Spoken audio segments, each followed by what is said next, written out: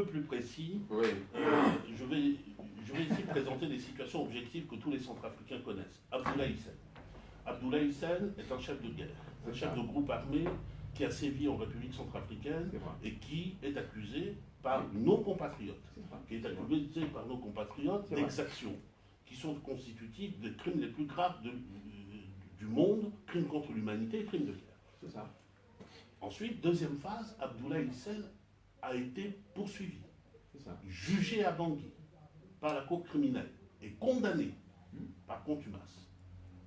Il est condamné, sauf si le président de la République a pris un décret de grâce, il l'est encore aujourd'hui. Et vous avez dit très justement, Abdoulaye Hissène est quelqu'un d'extrêmement libre. Maintenant, vous avez évoqué aussi quelque chose qui est l'esprit de responsabilité. L'esprit de responsabilité suppose que nos hommes politiques, qui mettent en place des mouvements, qui créent des structures pour les soutenir, ce qui est légitime. Il y a des plateformes, et notamment la plateforme des jeunes de l'UMCU, d'où viennent les menaces, les pires menaces et des insultes. Lorsqu'un homme politique crée l'esprit de responsabilité, c'est qu'il réponde de ce que ceux qui travaillent sous sa direction, qui travaillent sous ses instructions, disent. Ou alors il les arrête. Et aujourd'hui, ce qui est grave, c'est que vous dites des citoyens centrafricains comme vous et moi qu'ils sont des ennemis de la paix. Vous ne l'avez pas dit, mais vous avez employé des expressions qui reviennent à ça. Ils sont ennemis de la paix. Et Abdoulaye Hissène, qui a été condamné par la Cour criminelle de République centrafricaine au nom du peuple centrafricain, lui vous dit qu'il doit être libre. Alors, qu'il ne doit pas être libre, qu'il est libre. Nous allons peut-être donner la parole à M. Wilfried. Oui, mais quand même, ça vaut la peine de connaître la position du MCU. Vous, en tant que cadre de ce parti, est-ce que vous avez le contrôle des activités du MCU aujourd'hui? S'il y a ce type de dérapage relevé par le professeur Afandi? Non, mais bon, on va d'inférence en inférence. C'est-à-dire qu'on part de ce que j'ai dit pour tirer une autre soupçon de ce qui est. Bon, on va s'amuser comme ça. Ils sont dans un débat, mais ça oui, naturellement. Non, mais ce que je constate simplement, j'évite simplement, enfin, je souhaite simplement qu'on ne se livre pas des inférences ici. Simplement parce que l'autre a dit ça, et puis on part de. Le débat, il est posé. Chacun donne son point de vue, moi je donne mon point de vue. Il n'est pas question de venir faire le procès MCU ici. Non, on est bien d'accord là-dessus. On n'est pas bien d'accord là-dessus. Souffrez quand vous les reformulez. Bon, nous comprenons votre position. Merci. On va évoluer dans ce débat. Écoutez le troisième débatteur de l'URCA, M. Wilfried Micheba, qui est conseiller en charge du projet présidentiel à la direction nationale de campagne du parti URCA, dans les Georges Douléguéré, un parti d'opposition démocratique aujourd'hui. Vous suivez que le climat politique en Centrafrique est délétère, nous l'avons dit tout à l'heure. Est-ce que vous partagez ce sentiment? J'ai un sentiment d'inquiétude déjà par rapport à la situation de la Centrafrique aujourd'hui. Mais avant de développer plus, je voudrais vous remercier tous les deux d'avoir quand même pris cette initiative parce que c'est pas souvent que ça arrive. Et merci d'avoir posé ce sujet-là aujourd'hui parce que nous sommes en plein cœur de l'actualité. Et je reviens à mon fil de mon idée. La lecture de la situation politique de la Centrafrique aujourd'hui, il faut finalement la reprendre, il faut la prendre avec un certain recul. J'aimerais même demander qu'on reparte même à partir des discussions qui ont mené à l'accord de Bangui, dit de Khartoum. Ce qui se passe aujourd'hui dans la vie politique, ça nous fait poser des questions. Pourquoi l'accord de Khartoum a été, on l'a labellisé accord de paix, mais finalement, en fait, c'est plus un accord de paix. Pourquoi cet accord a été une discussion bilatérale entre des groupes armés et le plus proche collaborateur du président Tolien? Pourquoi, une fois à Bangui, au mépris de toutes les règles, au mépris de la Constitution, au mépris de tout bon sens, des étrangers responsables de groupes armés, donc des chefs de bandes armées, sont nommés par décret en violation de l'article 28 de la Constitution. Aujourd'hui, qu'est-ce qui justifie qu'un criminel reconnu comme tel, condamné, soit nommé coordonnateur du MCU dans le nord de la Centrafrique? Quand vous voyez ça avec le recul, vous voyez en fait finalement qu'il y a une stratégie de conquête du pouvoir en 2020 qui se déroule sous le faux nom. Et avec ce recul, en fait, l'accord de Bangui, dit de Khartoum, n'est plus un accord de paix.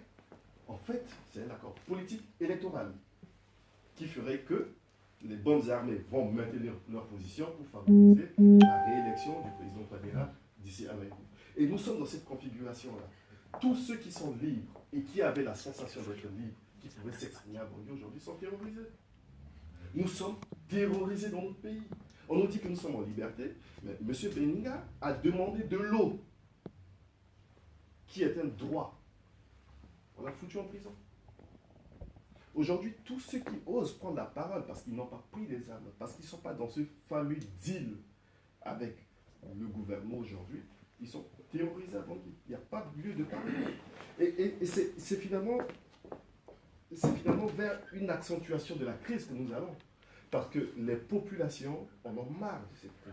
Les populations qui sont sous la coupe des grandes armées ont envie de regagner la paix.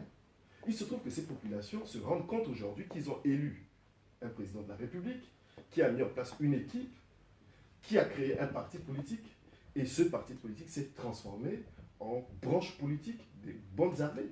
Et c'est ça ce qui se prépare en ce moment. Oui. Monsieur Andjalandi a aujourd'hui, dans son parti politique, un frère uni qui a les mêmes responsabilités que lui, qui est son homologue direct, et qui est un criminel de guerre. Vous voulez qu'avec ça, même s'ils arrivent à nous confisquer la victoire, s'ils arrivent à nous confisquer même la paix en 2020, vous pensez qu'on va regagner la paix?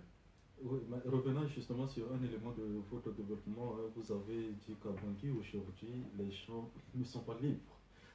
Est-ce que vous avez le sentiment que cette liberté manque vraiment? Il n'y a pas il n'y a pas une milice policière qui rafle, qui arrête les gens, qui les met en prison? Bon. Écoutez, on a parlé tout à l'heure de l'activisme. Comment vous définissez cette notion de difficile circulation des citoyens centrafricains? Non, vous savez, l'oppression, c'est pas seulement mettre les gens en prison. L'oppression, ça passe aussi par des menaces, ça passe aussi par des pressions, ça passe aussi par l'intimidation, ça passe aussi par des privations. On avait vu tout à l'heure, M. Francis Bozizé n'est pas libre de circuler. J'ai suivi l'émission Fatara sur les passeports de M. Bozizé. Il n'est pas libre de rentrer chez lui alors qu'il en a pleinement le droit, quitte à aller en justice. Donc, il n'est pas libre de rentrer chez lui. M. Charles Ahmed Douban, qui a été ministre des Affaires étrangères et un ministre depuis des années, il est aujourd'hui interdit de sortir du territoire centrafricain. Vous voyez, tout ça, en fait, c'est des éléments de pression. Tous ceux qui n'avaient pas d'armes, qui étaient dans les bandes grâces du président, et qui se rendent compte, finalement, de la mauvaise direction que prend ce pouvoir, sont opprimés. Et ça, il ne faut pas aller dans tous les quartiers, mettre tout le monde en prison pour qu'on s'en aperçoive. Le président de l'URCA, aujourd'hui, est victime de viles attaques. Les attaques les plus viles sur Facebook. C'est orchestré. Ce sont les jeunes de la communication du MCU qui orchestrent des attaques, des calomnies, des mensonges éhontés et même qui ressassent finalement des accusations calomnieuses qui ont été démenties depuis là. Parce qu'ils pensent qu'ils vont nous rejouer le coup de 2015. Vous avez des éléments qui vous permettent de le certifier. Ouais, certains donnaient ou arguments qui passent son temps dans la communication du MCU qui passent son temps à balancer des fake news sur Facebook parce que ça fait le buzz. En pensant que ça va nous décrédibiliser. Mais ils savent pas ce qu'on a préparé pour eux. D'accord, sur ce point précis, hein, M. Andjalandi, aujourd'hui, les partis politiques se sentent agressés, voilà, attaqués par les partisans du régime en place. Est-ce que vous reconnaissez je ne sais pas, ce débat-là, on veut l'orienter de cette manière-là pour présenter les choses de cette manière-là. Je veux bien que mon collègue de l'URCA oriente le débat sur ce sens-là. C'est à son avantage d'ailleurs de lui dire ça. Le débat, c'est nous. Non, mais quand il prend la parole, il essaie d'influencer le débat en disant que oui, donc machin, ceux qui nous écoutent, hein, nous sommes dans un débat. Ceux qui nous écoutent vont dire, oh là là, le pays, c'est quand même grave. Alors qu'aujourd'hui, la République africaine partage des valeurs avec la communauté internationale, partage des valeurs avec la Cour pénale internationale, partage des valeurs avec la Cour spéciale, etc., partage des valeurs avec un certain nombre, je sais pas, avec un certain nombre d'institutions. On partage des valeurs aujourd'hui avec ces pays-là, avec ces institutions-là. Vous ne pouvez pas venir me dire ici que c'est le feu et que mais ces institutions-là sont complices finalement. Ceux qui me partagent des valeurs aujourd'hui avec nous. Écoutez, M. Sidiki a été reçu au palais de la présidence, au palais de la Renaissance. M. Sidiki, chef rebelle de nationalité camerounaise, qui ne défend que des peuples, a été nommé conseiller. Oui, ce sont des nominations politiques, je ne sais pas. C'est des nominations politiques qui dévoilent l'essence même de la Personne n'est dans l'administration, il n'est pas dans l'administration, c'est une nomination politique. C'est dans le cadre de la paix, c'est là qu'il dit. Oui, d'accord, mais au nom de la paix, on oublie la justice. Au nom de la paix, on oublie ce qui fait un pays. Parce qu'un pays, c'est l'adhésion, finalement, à une communauté de vie. Ce monsieur, il vient de chez lui. La question de justice. L'amnistie est bel et bien prise en compte. L'amnistie n'est pas prise en compte. L'amnistie n'est pas prise en compte. Il y a une suspension des poursuites judiciaires. Et cette suspension, elle a même caractère indéterminé. Aujourd'hui, en Centrafrique, pour vous montrer à quel point, finalement, cette suspension elle va être indéterminée, les chefs rebelles qui accèdent finalement à des hautes fonctions de l'État, ces fonctions leur confèrent des passeports diplomatiques qui leur permettent de sortir, par exemple. Donc, vous avez un passeport diplomatique, même si vous êtes sous sanction des Nations Unies, vous sortez, vous avez le droit de rentrer chez vous. Vous êtes d'accord avec ça? Mais la justice internationale peut quand même...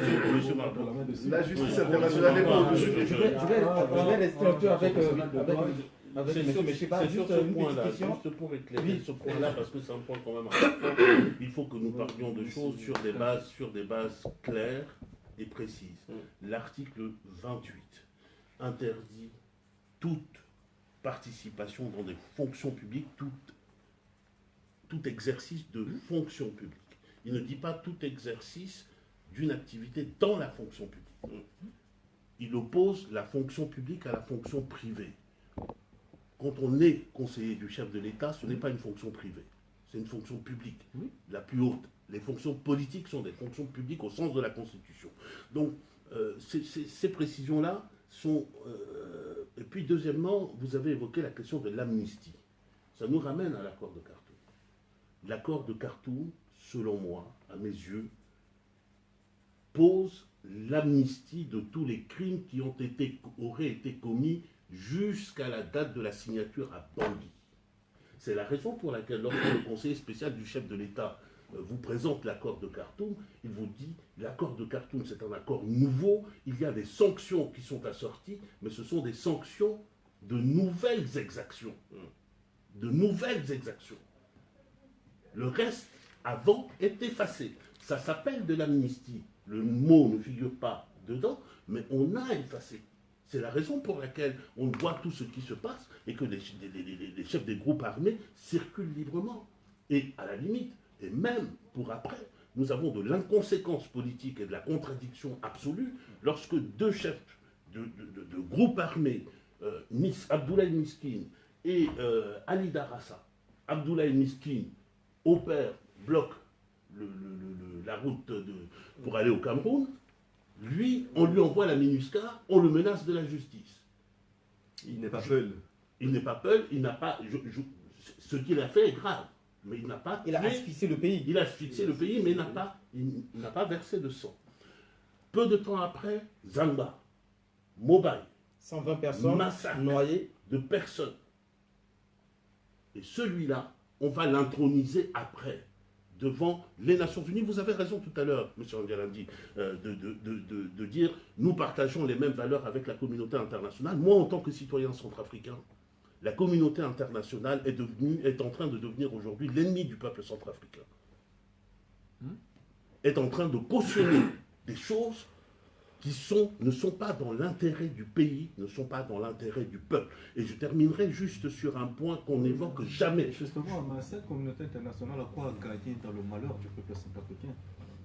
Mais vous savez, les agendas internationaux sont des agendas qui sont des agendas différents, des agendas institutionnels, des agendas de carrière de personnels internationaux.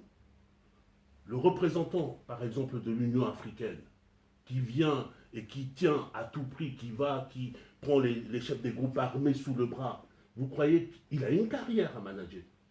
Et cette carrière-là, la République centrafricaine, pour lui, c'est l'opportunité. C'est son opportunité. Il a son agenda. Professeur, excusez-moi. Excusez-moi. Là, vous êtes sur ce point, j'étais en train de terminer sur un point qui me paraît excessivement important. Oui. Je finis ça et puis peut-être vous donner la parole aux autres. Dans l'accord de Khartoum, il y a un élément dont tout le monde s'est félicité. C'est la décentralisation. Et aujourd'hui, bon, moi aussi je m'en félicite, en théorie. Mais aujourd'hui, je constate une chose. Les groupes armés à qui on a reconnu un statut officiel dans notre pays sont plus souverains sur le territoire qu'ils maîtrisent que l'État centrafricain sur le sien. Ils ont la reconnaissance officielle. Et allez-y sur leur territoire qu'ils contrôlent, ils ont la maîtrise de leur territoire, au point où ils renvoient des FACA lorsqu'ils viennent. Et donc, nous avons ce paradoxe que vous dites accord électoraliste. Moi, je vais plus loin. Je dis, c'est un accord de hold-up électoral au prix du risque d'explosion de notre pays, parce que on est en train de préparer la partition avec ces groupes armés qui sont dans les territoires, qui maîtrisent tout, qui lèvent l'impôt, qui massacrent qui ils veulent, qui jugent qui ils veulent, et qui, de là-bas, prennent des décrets sur les entêtes, des décrets de la République sur les entêtes de leur groupe. Oui, mais professeur Akanti, on voit quand même que vous avez une lecture noire de l'accord de Khartoum pourtant depuis la signature de cet accord. Non, je n'ai pas une lecture noire. Je vous dis, je parle ici en tant que citoyen, il se trouve que je préside un mouvement citoyen qui s'appelle Citoyens Debout et Solidaires. Allez sur le site de Citoyens Debout et Solidaires et vous verrez, nous avons été les premiers à réagir après la publication de l'accord de Khartoum, 24 heures après. Nous avons dit, il faut donner une chance à la paix. Ce qui pour nous était, nous constatons qu'il y a peut-être des éléments dans l'accord de Khartoum qui méritent question, mais nous attendons l'application et nous souhaitons que toute la nation se retrouve autour de cet accord de Khartoum parce qu'il faut aller à la paix, au désarmement, à la libre circulation, tout ce qui était dans l'accord de Khartoum et qui devait être réalisé dans un délai de 30 jours à 60 jours. Nous sommes au-delà des 60 jours et ceci n'a pas été réalisé. Et si on dit que l'accord de Khartoum doit être effectif pour tout le monde, je dis aujourd'hui, l'accord de Khartoum est caduc parce que ce calendrier n'a pas été respecté. La mise en place de l'accord... Je vais revenir sur la question de hold-up électoral, parce que le professeur a soulevé ce point avec M. Chiba. Vous avez parlé de hold-up électoral du côté de MCE aujourd'hui, en nommant des chefs de guerre comme représentants de leur mouvement. Tout dernièrement, on a vu que beaucoup de salive l'entrapoulé au niveau du déplacement de votre leader politique, Abon Bari, qui a rencontré aussi des chefs de guerre, ce qui a fait jaser les réseaux sociaux. Mais comment interprétez-vous cela? Est-ce que c'est aussi une agitation de la part de votre mouvement pour avoir la même mise dans certaines régions aujourd'hui contrôlées par les chefs de guerre? Oui, ça a été une attaque qui a été lancée récemment contre le président Dologuélé, disant qu'il est aussi en collusion avec les chefs de guerre. Il les a rencontrés, bien entendu. Il les a rencontrés pendant la campagne électorale, quand il était parti à Bambari, voir les rénovateurs qui sont dans sa stratégie de campagne électorale. Et d'ailleurs... Campagne électorale de 2016. De 2016. C'était pas... Il est connu par ses chefs de guerre. Oui, mais il est connu par ses chefs de guerre. Et de toute façon, ce que je suis en train de dire, c'est pas qu'il ne faut pas leur parler. Je n'ai jamais dit qu'il ne fallait pas parler aux gens qui ont les armes. Il faut leur parler. Puisque si on veut atteindre la paix, il faudrait qu'ils expliquent pourquoi ils ont pris les armes. Et qu'ils expliquent pourquoi ils ont pris les armes, qu'est-ce qu'ils revendiquent pour pouvoir déposer les armes. C'est comme ça que le dialogue, il faut toujours le garder. La collusion, il faut l'éviter. Alors, qu'est-ce que vous reprochez aujourd'hui au président Touadéra, qui est en train de dialoguer depuis un an après son mandat, commence à dialoguer avec les chefs de guerre, les nommant au sein de son cabinet, à la primature et aujourd'hui dans le gouvernement? Mais en fait, ce que je reproche, c'est l'application de l'accord de Khartoum. L'accord de Khartoum, il est imparfait, parce qu'on aurait pu faire mieux. Je vais vous dire un truc simple. c'est que, par exemple, le cantonnement des groupes armés aurait pu être prévu dans cet accord-là, auquel cas ils seraient cantonnés quelque part dans un espace, ils auraient pu garder leurs armes, la sécurité aurait pu être assurée par les forces des Nations Unies qui sont là-bas, sans pour autant qu'il y ait intervention, par exemple. Ça aurait pu faire partie des points à mettre dans l'accord de Khartoum. Oui, ça n'a pas été fait. Mais si je reviens...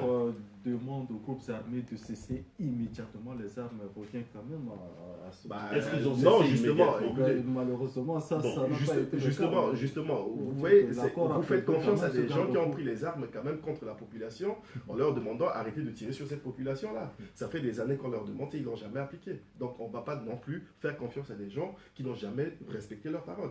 Mais j'en reviens à cette question de ce que je reproche au professeur Touadéra. Je disais en fait, c'est l'application de cet accord qui pose problème. Rien n'interdit, par exemple, que dans la nomination des responsables de ces bandes armées dans le gouvernement, on choisisse des personnes qui n'ont pas de sang sur les mains. S'ils avaient des revendications politiques qu'ils voulaient exprimer, ils auraient pu avoir des têtes pensantes qui défendent l'aide politique de leur mouvement, qui auraient pu venir les représenter dans le gouvernement. Le fait, finalement, d'avoir été obligé de nommer des mercenaires qui ont été ramenés par Bozizé, par Djotodia, etc., les mercenaires tchadiens, nigériens et camerounais, montrent à suffisance que ces groupes-là n'ont pas de représentants centrafricains. Parce que sinon, il aurait été plus simple de nommer les centrafricains pour cacher quand même sous le tapis toutes les magouilles qui étaient là. Mais on a été obligé de nommer des étrangers qui sont sous sanctions internationales et au mépris de tout bon sens. Et c'est là le problème. Aujourd'hui, le fait qu'on ait cherché finalement quelqu'un qui a du sang sur les mains et qu'on nomme coordonnateur du MCU dans le Nord, quelque part, on sanctuarise finalement ces bandes armées, on leur donne le plein contrôle sur les zones qu'ils contrôlent, et ceux qui ne sont pas en accord avec le gouvernement, comme M. Koumta m'a dit, on va leur taper dessus. Les autres, on les sanctuarise, on leur nomme des sous-préfets, des préfets qui vont aller administrativement placer les régions qui sont leur contrôle. Comment dirais-je? Nous sommes en train, alors le pouvoir de Touadéra est en train aujourd'hui, finalement, de légitimer ces bandes armées. Et dans quel but?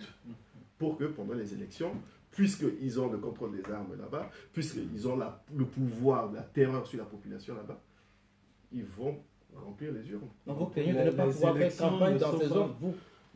Oui, parce que nous voulons bien défendre la population. Si on doit aller à Birao battre campagne, est-ce que finalement le chef militaire du FRPC qui est là-bas, qui est le superviseur du MCU, quel accueil nous aurons? Quel accueil auront les rénovateurs qui viendront finalement défendre leur point de vue là-bas? Et c'est là toute la caricature de la situation. Je vous dis quand même que les élections sont organisées par une institution neutre, à savoir l'ANE. Pourquoi vous vous en prenez au régime en place? Je veux bien comprendre que l'ANE organise les élections, et je ne remets pas en cause la probité de l'ANE. Je crains pour la vie et pour la sécurité des gens qui iront là-bas pour battre campagne. Je crains pour la liberté des populations là-bas d'aller voter pour qui ils veulent. Et c'est là le problème. L'ANE a beau mettre des règles et respecter les règles des élections. Si les citoyens qui viennent se mettre en file indienne pour aller voter ont une arme sur la tempe, ils vont voter ce qu'on va leur dicter, sans pour autant que personne ne soit en mesure d'accuser l'ANE. Et c'est là le problème. On est en pleine spéculation. Alors, nous avons un plateau. Hein. On est en... Oui, naturellement, on est en pleine spéculation. J'espère que l'excuse en ignorance ne sortira pas. Parce que on est en à chaque pleine fois qu'on en parle, spéculation. on lui pose une question, c'est une excuse en ignorance. J'espère que vous assumez quand même ce que fait votre parti. Vous avez Non, j'ai jamais dit que j'étais totalement ignorant. Je crois que j'ai posé des raisonnements ici sur ce que vous avez dit, les uns et les autres ont dit. Je n'ai pas dit que j'étais totalement ignorant de la situation. J'ai évité de traiter des cas ponctuels que je ne connais pas le dossier. C'est simplement ça, c'est pas l'ignorance, ça. Simplement, c'est une précaution de ma part pour éviter de me lancer, de vous suivre dans votre orientation de débat. Monsieur, si vous permettez, deux points précis sur lesquels M. Antalati va répondre. D'abord, l'accord de Khartoum. Oui, on a tout dit. Bangui, qui souffre d'application aujourd'hui. On a tout dit sur l'accord de... Et le deuxième élément, c'est qu'aujourd'hui, les craintes que les élections de 2020-2021 puissent se dérouler plus calmement. Oui, la partie accord de Bangui du 6 février, accord de Bangui, naturellement, on a tout entendu sur cette affaire-là. Ce qu'on ignore simplement, c'est que cet accord-là, aujourd'hui, ça a un avantage pour les populations. Parce qu'on ignore, il ne faut pas ignorer la gravité des crimes qui ont été commis dans notre pays. Pendant très longtemps, il ne faut pas ignorer cette gravité de ces crimes-là. Aujourd'hui, vous allez dans ces régions-là, mais les populations soufflent un peu. C'est là où je dis, on me dit le climat délétère, etc., la situation est très mauvaise, chaotique, etc. Je dis, mais attention, depuis qu'il y a eu l'accord de Khartoum, les populations respirent un peu. Je veux bien, là, si la souffrance, la souffrance structure notre économie depuis des années. C'est pas aujourd'hui on découvre la souffrance dans notre pays. Nous sommes un pays où on connaît la situation. On doit s'y faire? Non, on ne doit pas s'y faire. Mais je dis, non, je pose des arguments. Je ne dis pas, je suis en train de... Oui. Le léger mieux qui est là. Il y a une léger mieux. Aujourd'hui, l'accord de Khartoum a un avantage pour les populations. Et c'est la fonction que les négociateurs ont donnée à l'accord de Khartoum. Ce n'est pas la question d'aller chercher le droit, ce n'est pas un respect de la Constitution, etc. C'est un accord politique. Ça n'a jamais été un accord entre les groupes armés et la justice. Non, c'est un accord politique. La politique est à part la Constitution. J'avais cru comprendre que la Constitution, c'est la première loi de la politique. Parce que la politique, c'est ce qui construit le pays. La Constitution, c'est pas... Mais vous savez que... pas en dehors. Oui, mais vous savez aussi, professeur, que de temps en temps, il peut avoir une Constitution et puis un accord politique. Dans une situation de crise, on ne peut pas systématiquement appliquer à la lettre la Constitution. Non, je dis à ce cas-là. Un exemple. Oui, je veux bien. Dans ce débat-là. Un exemple. Oui. Un exemple Vous simple. entendez? Un exemple simple. S'agissant des nominations des ministres. Oui. La Constitution dit qu'il y a les ministres sont nommés par le chef de l'État. C'est un pouvoir discrétionnaire du chef de l'État. Absolument. L'accord de Khartoum prône l'inclusivité. Les deux ne s'opposent pas. On pouvait parfaitement respecter les prérogatives du chef de l'État et respecter l'inclusivité en demandant aux groupes armés de fournir des noms, c'est-à-dire en les consultant, et non pas en faisant ce qu'on a fait. C'est-à-dire que on ne peut pas s'offusquer aujourd'hui. On ne peut pas s'offusquer aujourd'hui de voir. Non mais je réponds, professeur. Non, ce que je veux dire, je réponds là-dessus simplement. À M. Marbois, ce que je lui dis, c'est que je constate que le chef de l'État a signé des décrets pour nommer des chefs de groupes armés. C'est contraire à l'article 28 dans le gouvernement. Alors que dans son pouvoir discrétionnaire, ça pouvait parfaitement être respecté et il pouvait respecter l'article 28. Il aurait pu en discuter avec les groupes armés. Et je ne suis pas sûr... Non, mais... Je suis un peu étonné. Je suis un peu étonné de constater qu'aujourd'hui, on s'offusque de voir les groupes ou alors un individu, un ancien membre des groupes armés, a des fonctions politiques chez nous. Très bien. Mais ce qui s'est passé, on a vu Ndoto Dia. Ndoto Dia a été, on s'en est pas offusqué à l'époque. Quand Ndoto était chef d'État. Quand Ndoto Dia est rentré comme ministre à Bangui. Selon vos propres références. Non, attendez. Quand Noureddin Adam est rentré à Bangui, j'ai vu, tout le monde les a rendu des honneurs. On a rendu des honneurs à des rebelles. Je me réjouis. Dans notre pays. Je me réjouis. On s'offusque de ça maintenant. Ça, c'est la population centrafricaine. Je me réjouis du fait que votre parti et le chef de l'État disent nous respectons les recommandations du Forum de Bangui. Je me réjouis beaucoup. Il se trouve que moi, le citoyen que vous voyez devant vous, j'ai pris ma plume et j'ai rédigé la partie. C'est vrai. De la bonne gouvernance, et notamment les parties qui concernaient la future constitution. Absolument. Absolument. On ne peut pas dire, nous respectons les conclusions du Forum de Bangui. Et ceci, l'interdiction dont nous sommes en train de parler, est venue du Forum de Bangui, c'est-à-dire après Ndoto Dia et après. Et les Centrafricains ont dit, non, nous ne voulons plus de ça. C'est pour ça que ça figure là. Vous ne pouvez pas dire que vous respectez les conclusions du Forum de Bangui et dire aujourd'hui, nous référons à des systèmes qui se faisaient avant. C'est pas possible. Non, quand on dit qu'on respecte les conclusions de l'accord de Bangui, du Forum de Bangui, on n'était pas en train de dire que sur ce point-là, qui était une concession à Khartoum, On a concédé ce consensus. Justement, cela est concédé aujourd'hui pour mais sur les principes armés de se transformer oui, en parti voilà. politique. Et donc sur le principe, l'impunité, etc., nous sommes restés là-dessus. Il n'y avait pas que ça comme conclusion de la réforme. Il n'y avait pas que cette question-là que vous soulevez, professeur. Il y avait aussi la question de l'injustice et compagnie, de la justice de poursuite des criminels. Ce point de l'accord du Forum de Bangui a été respecté. Alors, vous ne pouvez pas dire que les conclusions n'ont pas été respectées. Okay. Maintenant, sur ce point-là, sur un point, vous estimez que les groupes armés... L'article 28 résulte du Forum de Bangui. Oui, mais ça revient aussi au fait que c'est un accord politique qui, de fait, neutralise la Constitution. Enfin, je ne vais pas avoir le débat. Je ne vais pas avoir le débat parce que demain encore, on va dire supra, machin. Ah non, c'est pas ça ce débat. Non, mais j'allais dire que c'est en dehors. Vous avez une minute pour répondre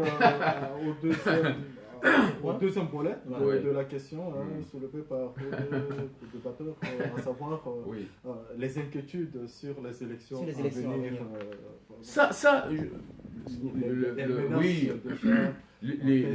Est-ce que vous êtes en train de baliser le terrain pour empêcher les autres partis politiques sur le chiffre politique peuvent très bien s'inquiéter du fait que le mouvement Cœur Uni est en train de se déployer sur le territoire national. Ils peuvent très bien s'inquiéter. Parce que tout le monde pense que simplement, à partir du moment où le MCU, c'est le parti au pouvoir, et forcément, on est en train de tenter de gruger, on est en train de ruser finalement. C'est pas le problème, c'est pas ça. Le procureur qui appelle Francis Bozézé pour être entendu, parce qu'il a été à l'intérieur du pays, et de l'autre côté, vous prenez un chef de guerre. Comment voyez-vous cela, M. Ndiaragui, en deux mots? Non, mais je ne sais pas, je ne connais pas la chose. Là encore, le procureur doit avoir des éléments pour lui permettre de prendre la décision qu'il a souhaité prendre. C'est quand même un procureur. Il laissait Sidiki circuler librement à l'intérieur du pays, dans la zone où il est nommé aujourd'hui. Il y a plus que cela. Je ne sais pas de quoi vous me parlez là, mais franchement, le procureur, me semble-t-il, avait raison, valable. De poursuivre, je ne sais pas, sur une clameur populaire, etc. Je ne sais pas, moi, je ne suis pas juriste pour aller en fond normalement, les 14 et Gaïtona devraient être entendus au niveau de la Cour pénale internationale, ce qui a été repoussé ultérieurement. Et de l'autre côté, Darassa, comme disait tout à l'heure le professeur Kandji, quelques semaines après la signature de l'accord de Khartoum à Bangui, avec ces hommes, on commis des exactions sur les Centrafricains du côté de Zambia. Comment je ne nie pas qu'ils ont commis des exactions. Pourquoi le procureur ne fait pas le travail? Il y a une justice ad hoc qui est dans le pays, c'est la Cour pénale spéciale. Pourquoi il ne poursuit pas Darassa par rapport à ces faits? Mais là, vous poserez la question à la Cour pénale spéciale. Moi, je dirais que la Cour pénale spéciale est là pour poursuivre dans sa mission. Alors, la Cour maintenant, avec les vous savez très bien aussi, notre justice ordinaire, est là aussi pour poursuivre sur plainte, naturellement. Donc, aujourd'hui, ces gens seront poursuivis, puisqu'il n'a jamais été question d'impunité. Et donc, je ne vois pas pourquoi vous me posez le problème. Le président a dit clairement que cette question, ça ne relève pas de sa compétence. La justice est là pour poursuivre. Mais la justice ne va pas poursuivre ces gens-là. Cette première... C'est quand même factuel. Les Centrafricains doivent savoir qu'il y a des mandats d'arrêt qui ont été lancés par le gouvernement, par la Sénéca, ensuite par la transition, contre un certain nombre de personnes, dont les chefs de guerre. Abdoulaye Hissène compris. Ces mandats d'arrêt datent. Il y a eu un mandat d'arrêt contre Yekatom Rambo, en l'espace de 48 heures, il était à La Haye. Ces mandats d'arrêt-là datent. Ça existe, ça. Et donc, il n'y a pas besoin de plainte. Ce sont des mandats d'arrêt internationaux. Non, mais moi je ne parle pas de ça. Je parle de la justice ordinaire qui pourrait très bien poursuivre quelqu'un sur si demain, je veux dire, si demain quelqu'un vient de Miski, il dit clairement que bon voilà, moi tel jour, telle heure, cette personne-là, il est venu chez moi, il a tué mon père, etc. Naturellement, la justice va poursuivre. Mais la question globale, c'est pas possible qu'il dise ça. Le 11 mai dernier, nous avons vu qu'il y avait des associations de victimes qui se plaignaient effectivement de Non, monsieur Roca. Non, moi je sépare ici. Juste une précision. À part ça, je dis que ceux qui veulent aller vers la justice ordinaire. C'est un débat, c'est un peu extra-atmosphérique. Hein. Oui, c'est moi, mon petit, vous avez des débats entre organisations politiques, je le comprends. Franchement, moi, ce qui m'importe aujourd'hui, la République centrafricaine, c'est pas Bangui. Oui, je suis d'accord avec vous. Oui. Et ce qui m'importe, c'est l'agriculteur, le paysan, l'éleveur, les Centrafricains de Bambari, de Mobile, de Zalba, de Pawa, de Kagabandoro, de Koui. Ce sont ces Centrafricains-là. Je ne peux pas aujourd'hui me permettre de dire que leur sort a été amélioré.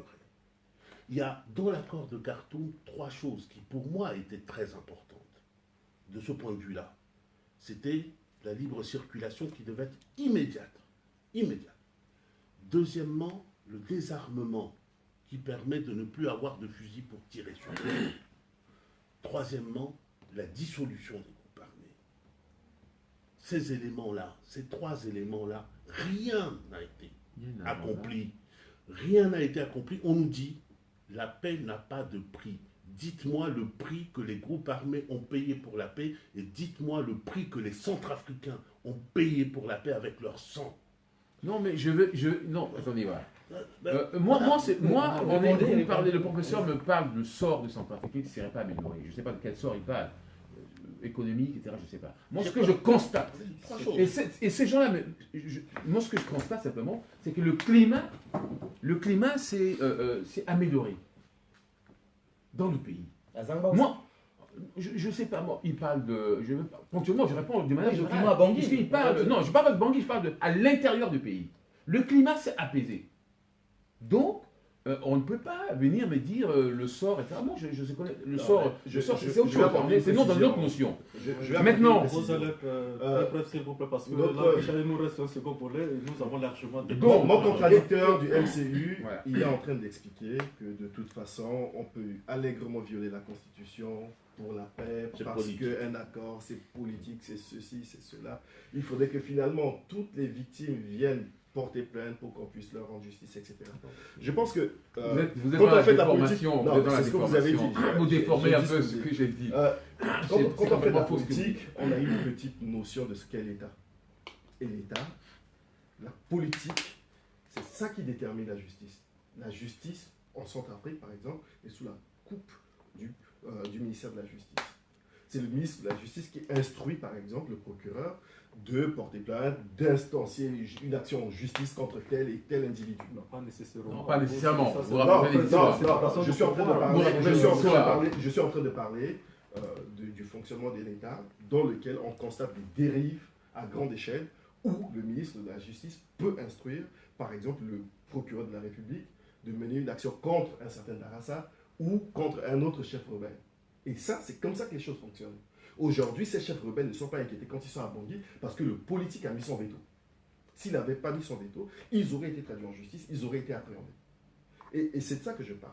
Et aujourd'hui, comme le disent, voilà, il faudrait que chaque victime vienne porter plainte pour qu'il y ait une instruction en justice. Ça ne marchera pas si le politique n'a pas mis, et si le politique a mis son veto. Et donc, finalement, la responsabilité de l'immobilité de la justice aujourd'hui revient au gouvernement qui a mis finalement à l'arrêt le processus judiciaire en Centrafrique sur ces individus-là.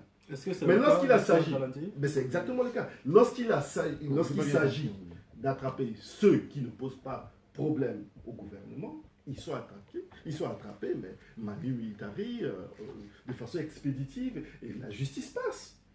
Et c'est là le problème. On nous dit qu'au nom de la paix, on va taire la justice, on va demander aux victimes d'accepter finalement de vivre sous la coupe de leur bourreau, de payer des taxes qui vont permettre de payer les salaires de ces gens-là, parce qu'ils sont nommés, ils ont un salaire qui est finalement sur le budget de l'État, qui est financé par nos taxes et par les dettes que nous allons contracter et que nos enfants vont contracter. Et nous allons les payer pour qu'ils nous tuent. Et c'est ce qui s'est passé à Zanga. Non. C'est ce qui s'est passé à Zanga. L'accord de Khartoum a un avantage, c'est que ça va permettre donc naturellement à l'État, c'est aussi l'avantage, peut-être hypothétique, c'est vrai, permettre à l'État de se redéployer et donc reconquérir donc le territoire. Mais l'État ne s'est pas redéployé. À partir de ce moment-là, mais nous sommes dans ça se déroule. Oui, mais c'était 90 mise en jours. œuvre, la mise en œuvre. Est-ce que vous avez vu le calendrier? Vous avez vu le calendrier qui est normalement un calendrier obligatoire. Le gouvernement a fait valoir vis-à-vis des groupes armés qu'ils devaient respecter leurs obligations dans un certain délai. C'est ça. Et permettez-moi il y a ce calendrier-là, et je reviens sur le point, vous avez dit tout à l'heure que c'était la situation. C'est libre circulation immédiate. Quel est l'habitant de Bambari qui peut se lever pour aller à Briga? Quel est l'habitant de Kagabandoro qui peut se lever pour aller, je ne sais pas moi, à Babois? Quel est l'habitant de Bangui qui peut se lever pour aller à Grimari? Moi, je constate qu'il y a une. J'ai constaté qu'il y a une caravane qui est partie de l'intérieur du pays, qui a traversé de Bangassou, qui est venue jusqu'à Bangui. Il faut toujours l'accord des chefs rebelles. Alors maintenant, il faut payer des taxes à ces chefs rebelles pour pouvoir passer. Moi, ce que je sais factuellement, c'est qu'il y a eu cette caravane qui est partie de Bangassou. Alors maintenant, je ne connais pas, je ne sais pas, vous parlez de supervisé par la MINUSCA. Mais en tout cas, cette caravane, c'était une initiative personnelle. C'était un succès. Oui, naturellement. Voilà. Ça dément un peu ce que. Il y avait des protections de la MINUSCA. Seulement en face, il y a eu Kagabandoro où les facantes ont été refoulées. Il y a quelques jours de cela. Oui, mais ça, c'est. Non, mais je veux dire que j'étais en train de répondre pour dire que. Parce que le professeur est en train de dire que c'était quasiment impossible de circuler de Bangassou à Bangui. Je parle des activités. Vous me prenez le cas d'une caravane particulière. J'admets que cette caravane est arrivée à Bangui sous la protection notamment de la MINUSCA. Mais je vous parle des Centrafricains. Celui qui veut se lever aujourd'hui pour aller au champ, celui qui veut aller commercer, qui veut aller prendre des marchandises à tel endroit pour aller les vendre à tel endroit, celui qui... Les barrières sont encore là. Les barrières. Anecdote, je vous parle de l'exemple typique que je connais. J'ai discuté avec un habitant de Hippie qui m'explique qu'il leur est interdit d'aller à la chasse. Parce que quand ils ont des cartouches de double zéro, machin, ça fait peur aux rebelles. Et donc ces gens qui n'ont pas cultivé depuis très longtemps, qui n'ont pas d'élevage chez eux, n'ont plus accès à de la viande. Parce que la viande, en fait, il faut chasser pour avoir de la viande. C'est ça qu'on appelle liberté. Dans l'application de cet accord qui est aujourd'hui, qu'est-ce qui s'est passé? Les positions ont été figées. Aujourd'hui, si Daras a envie de faire des massacres, il va les commettre. Il l'a prouvé à Zamba. Si Al-Khatim a envie de dégager les FACA de Kagabandori, il va le faire. Il l'a démontré hier ou avant-hier. Avant-hier. Et c'est comme ça. Alors, c'est pas parce qu'on s'est entendu avec les gens pour dire, bon, écoutez, même le superviseur du cœur uni, s'il veut refuser des FACA chez lui, en considérant que c'est une violation de l'accord de Khartoum, je poursuis sur ma lancée. Ce qui se passe aujourd'hui, c'est quoi? C'est que le gouvernement et ces bandes armées se sont entendus pour dire, écoutez, on va donner l'illusion aux gens que tout va bien. Donc, vous allez arrêter de tirer les armes pendant un certain temps. Tout le monde va être content parce qu'il n'y a pas peut-être beaucoup de victimes. Et après, on fait nos affaires, les élections passées, vous êtes légitimés, tout l'argent que vous avez gagné en faisant vos trafics, etc., vous êtes légitimés. Et en fait, c'est ça le schéma qui se passe aujourd'hui. Parce que qui va se permettre de me balancer aujourd'hui, de me dire aujourd'hui, preuve à l'appui, que le processus tel qu'il se déroule aujourd'hui est en train d'amoindrir la capacité de nuisance de ces bandes armées? Alors, personne. Moi, je pense que les troupes ne sont pas cantonnées. Le verre était dans le fruit. Je voudrais ici évoquer des Centrafricains, représentants des Centrafricains, je parle des députés, le 26 mai 2017, ont adopté ce qu'ils avaient appelé l'initiative de paix. Je ne veux pas le développer ici. À ce moment-là, j'étais à l'Assemblée nationale. Il y avait un principe là-dedans, qui était de dire, à la table des négociations, il doit y avoir une représentation des victimes. Pas seulement comme observateur. Et c'était fait sur l'idée et le pari que si les vrais représentants des victimes sont autour de la table, le gouvernement ne pourra pas promettre n'importe quoi. Et les bandes armées, ces groupes armés-là, ne pourront pas revendiquer n'importe quoi devant des gens qui ont perdu des êtres chers. Et c'est pour ça que je dis que le verre était dans le fruit, parce qu'on a écarté ce qui était un garde-fou. Mais c'était le format donné à ce... Mais ça, c'est la décision du chef de l'État. C'est la décision du chef de l'État.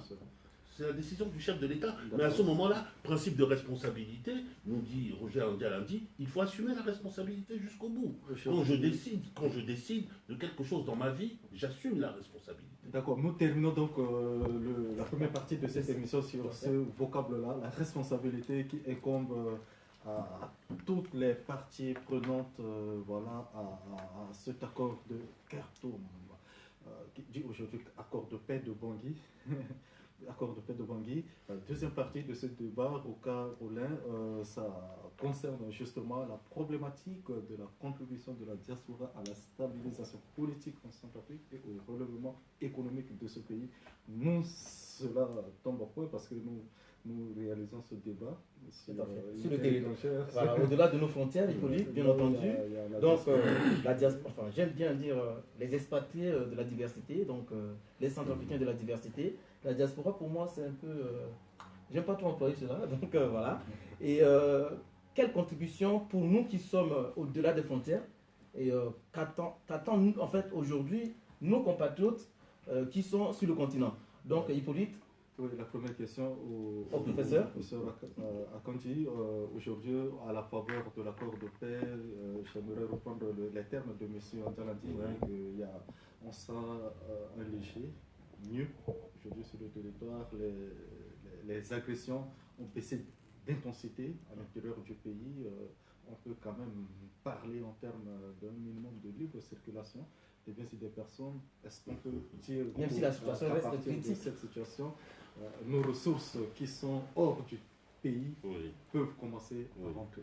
Je vais répondre à votre question sur ce que les ressources qui sont hors du pays peuvent apporter au pays, mais je ne fais pas de lien avec l'accord de Khartoum.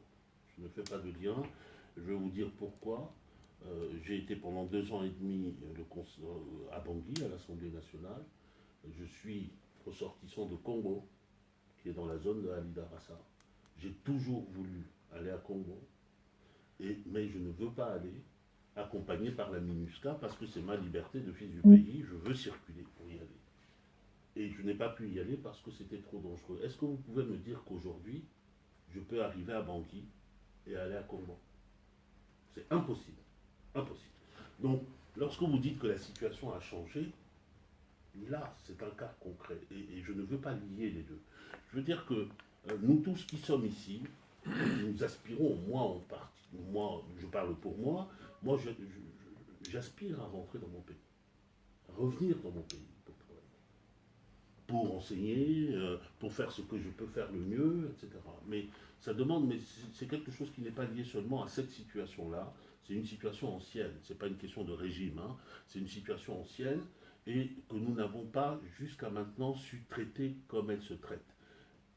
Un Centrafricain qui vient à l'étranger a pris le temps de tisser des relations. Il a peut-être épousé une femme, il a eu des enfants, il a une vie sociale, il travaille, il a un niveau de vie, etc. Il a envie de rentrer dans son pays. Il ne peut pas comme ça, du jour au lendemain, se lever, quitter tout, rompre tout et repartir au pays. Je l'ai expérimenté moi-même. Lorsque j'ai décidé d'aller à l'Assemblée nationale, j'ai maintenu mon poste ici, provisoirement, parce que il me fallait d'abord prendre le temps de tâter le terrain, de planter mes racines, et ensuite, tu peux y aller. Et ce que je veux dire, c'est que nos gouvernements successifs n'ont pas su mettre en place une politique d'incitation de la diaspora, des Centrafricains de l'étranger, à venir contribuer au développement du pays ou à mettre leur capacité au service du pays. Il y a d'autres pays qui l'ont fait. Aujourd'hui, on préfère dire, bon, on l'a appelé, il n'est pas venu, donc c'est un mauvais patriote. Ou on ne lui fait pas appel, ou on lui fait appel sur des bases partisanes. Aujourd'hui, les ressources que nous avons, j'ai l'habitude de dire que les Centrafricains n'ont à rougir devant personne, en Afrique, même en dehors de l'Afrique, en termes de capacité, en termes de compétences, dans tous les domaines. Dans tous les domaines. Nous avons des Centrafricains qui sont capables. Mais maintenant, il faut leur permettre de rentrer au pays, progressivement, on pourrait mettre en place un régime sur 1 an et demi, 2 ans. Vous demandez des garanties de la part du gouvernement ou... Non, pas des garanties. C'est-à-dire un régime où on admet, par exemple, que si vous êtes recruté, vous pouvez être recruté à temps partiel, vous avez le droit de venir passer un temps, revenir avec votre famille, préparer, tout ça, ça se prépare. Quand vous êtes à Bangui, il faut trouver une maison, trouver un terrain, trouver une école pour les enfants. Ce sont des choses qui se font. Chez nous, une politique d'accompagnement. Politique d'accompagnement qui permet aux Centrafricains, et puis ceux qui ne veulent pas aller dans la fonction publique et qui ont des affaires, et qui ont le goût des affaires, et qui viennent, aujourd'hui, la priorité est à qui chez nous? Depuis longtemps d'ailleurs, la priorité est aux étrangers. Et je dis toujours que dans notre pays, avant qu'on ait des mercenaires qui portent des armes, nos politiques sont des spécialistes. C'est eux qui ont inventé le mercenariat chez nous, mercenariat politique et mercenariat administratif, parce que ça les arrange. Un étranger qui vient en Centrafrique, ce n'est pas son pays. Il prend l'argent, il donne les mauvais conseils qu'il doit donner, il va construire sa maison chez lui. Et il repart. Alors, absence de politique interne pour inciter les Centrafricains de l'étranger à repartir chez eux, à investir chez eux, à construire leur propre pays. Est-ce que M. Andjalandi, en tant que représentant du parti au pouvoir, est-ce que vous avez le sentiment que cette politique est inexistante en Centrafrique? Non, vous savez, tout ça relève d'une politique publique. Il faut une politique publique dans ce sens-là. Et c'est un peu ce que soulève le professeur. Je ne suis pas contre ce qu'il dit, ça me paraît du bon sens, ça relève du bon sens. Il faut créer les conditions récitatives, ce qu'elle a dit ici, pour permettre aux uns et aux autres d'aller investir dans le pays. Maintenant, à partir du moment où un Centrafricain prend la décision d'investir, il devient un investisseur. Donc, il faut qu'il regarde.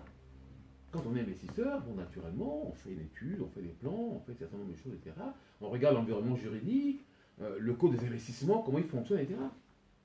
Mais vouloir systématiquement dans les conditions actuelles, dire que, bon, un Centrafricain qui veut rentrer, il a pris, je sais pas moi, un véhicule, un machin, il veut faire telle chose, etc., et qui ne correspond pas aux dispositions du code des investissements, je ne sais pas très bien comment on va faire. Mais le débat n'est pas à ce niveau oui. de conformité des codes. Mais là maintenant, est-ce que la politique, enfin, le régime en place peut accompagner les Centrafricains à gagner le pays? Et regardant sur cette situation-là. La situation du pays est en train de s'améliorer et naturellement, le ministère des Affaires étrangères et donc des Centrafricains de l'étranger, naturellement, en train d'ajuster sa politique avec l'évolution de la situation. Donc, on ne peut pas faire une politique publique comme ça parce qu'on arrive. Non, pas du tout. On ajuste la situation. Donc, c'est une préoccupation nationale aujourd'hui. Voilà, il va falloir améliorer, regarder les conditions de l'amélioration économique dans le pays, et puis évaluer l'apport donc de la communauté extérieure, enfin la diaspora, et donc dire que bon, voilà, cette communauté représente tel poids, il va falloir orienter la politique de manière de les inciter à venir investir. C'est dans l'ordre des choses, j'allais dire. Dans l'ordre des choses. Il n'y a pas que l'investissement pécuniaire, en fait, c'est aussi investissement, comme le disait tout à l'heure, humain, dans l'enseignement et dans d'autres choses. Alors, que pense l'opposition par rapport à cette question? Mais en fait, c'est une question que j'ai beaucoup travaillé d'ailleurs. Le lien du pays avec la diaspora, qui est une richesse pour un pays. Tous les pays, on valorise la diaspora parce que c'est des gens qui partent, qui découvrent d'autres mondes, qui découvrent d'autres process, qui peuvent enrichir le pays. Ça, c'est un point qui a été développé dans le projet présidentiel de l'URCA et qui a apporté des réponses concrètes. J'aimerais juste rebondir sur ce que veut dire M. Andjalandi, qui dit que finalement les solutions vont venir. Ça fait 3 ans que le président Touadéra nous avait annoncé que le ministère des Affaires étrangères s'occuperait désormais de la diaspora. Depuis, on n'a rien vu venir. Ça fait 3 ans. C'est comme toutes les promesses qui sont faites. Et pour revenir finalement à l'investissement de la diaspora dans la vie centrafricaine, nous avons des problèmes concrets. Quand vous investissez en Centrafrique, les flux financiers, c'est un problème. Le franc CFA a beaucoup de poids pour pouvoir investir dans l'économie. Vous prenez votre CFA, vous voulez acheter un ordinateur en Europe, c'est extrêmement compliqué. Sortir l'argent de la Centrafrique pour l'Europe par des virements bancaires, c'est extrêmement cher. C'est à l'État de trouver des solutions à cela. Ce n'est pas le problème de l'investisseur. Et ce sont ces mesures incitatives qui vont permettre aux gens de dire « Ah, ben, j'ai confiance, j'ai de l'aide, je peux investir dans mon pays ». Quand vous venez, vous ouvrez une entreprise, par exemple, dans l'agriculture, tout le monde est content de parler d'agriculture. Mais l'agriculture, ce n'est pas quelque chose où tu prends ta houe et voilà. Il faut de l'équipement, il faut du code foncier, il faudrait qu'il y ait de la logistique, les routes qui te permettent finalement d'acheminer tes récoltes vers les points de distribution. Et tout cela, ce n'est pas codifié. J'étais avec des amis il y a 4 ans en train de penser à construire une entreprise agricole. Nous avons mis le budget, etc. Nous avons eu tout le mal possible pour avoir un notaire pour nous aider à faire les démarches administratives à Bangui. Nous avons eu tous les mal possibles pour finalement dire nous sommes en France, nous allons financer une entreprise à partir de nos revenus. Comment est-ce que des revenus constitués en droit français, ici, peuvent être sauvegardés en droit centrafricain dans une entreprise. Oui, c'est des questions, quand vous n'avez pas mis la main dedans, vous ne voyez pas les problèmes qu'il y a. Mais quand vous essayez d'investir, c'est tout un problème. Moi, je travaille dans le métier de la statistique, de la manipulation des données aujourd'hui. Vous savez, regardez les statistiques de la Centrafrique, c'est malheureux de le dire, mais il faut aller sur le site de la Banque mondiale pour réussir à avoir des données sur la Centrafrique. Le service des statistiques en Centrafrique est un service qui collecte des données, qui envoie à la Banque mondiale, qui va aller les analyser là-bas, et eux, ils sont un service d'enquête. Quand vous proposez à ces gens-là de leur apporter vos compétences, ils considèrent que vous venez leur faire concurrence. Et c'est ça, si l'État n'a pas pensé comment exploiter la diaspora, comment finalement mettre en confiance la diaspora, il n'y aura jamais de solution. Il ne suffit pas de dire des choses, oui, ça va se faire, ça va se faire, ça va se faire. Il faut concrètement mettre la main dedans. Et ça, l'URCA l'a fait. Si vous regardez le projet présidentiel, moi je voudrais il y a plein de mesures rebondir là-dessus. Oui, professeur Lacan, je voudrais rebondir. Voilà, on va terminer, on va vraiment boucler le dossier. Entendu. Je voudrais rebondir là-dessus pour dire que le dossier de la contribution des Centrafricains de l'étranger n'est pas un dossier du ministère des Affaires étrangères d'abord. C'est un dossier pour les formalités du ministère des Affaires étrangères. C'est d'abord un dossier à caractère économique. Il est au centre de la réflexion sur le pays. Aujourd'hui, si on parle de l'investissement des Centrafricains chez nous, ou si l'on parle même investissement humain, financier ou en matériel, prenons des exemples. Aujourd'hui, nous sommes un pays, le pays sans doute d'Afrique où il y a le plus d'ONG. Et ce n'est pas moi qui le dis. Il y a eu des forums avec nos opérateurs économiques en Centrafrique. Petites, moyennes entreprises, grandes entreprises, il n'y en a pas beaucoup, et qui se plaignaient des ONG. Pourquoi? Parce que les ONG ont un régime d'exemption totale, de l'argent n'entre pas dans les caisses de l'État parce qu'ils ne payent pas les taxes, ils ne payent pas les impôts, mais en même temps, ils ont une activité qui va au-delà de l'humanitaire, et ils sont des opérateurs économiques comme tout le monde. Voilà un problème concret auquel il faut s'attaquer. Et je dis cela pour en venir à quelque chose de plus général. C'est que notre économie, la conception que nous avons de notre économie est une conception extravertie. Quand vous écoutez un homme politique centrafricain, il va vous dire partenaire, partenaire, partenaire, partenaire, partenaire, partenaire, partenaire. Il ne parle pas de ses compatriotes. Et il se trouve que, notamment, à un de ces forums économiques, j'avais été rapporteur général, et la question fiscale est une question importante. Aujourd'hui, notre